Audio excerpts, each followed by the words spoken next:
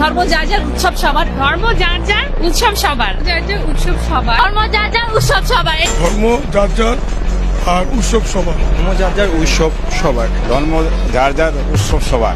Secular বাঙ্গুদেরকে অনুরোধ করতেছি, আগামী কোরবানের অগ্রিম দাওয়াত দিয়ে দিলাম সবাই রে, সার্বজনীন দাওয়াত। সকালে ঈদের নামাজ পড়া গরু কোরবানিতে সামিল হইবা, বিকালে সবার সাথে গরু গোশত খাইতে হইব আমগো। তখন বুঝবো যে ধর্ম যার যার উৎসব সবার কিনা। প্রমাণ করতে হইব এই বাঙ্গু সেকুলারদেরকে।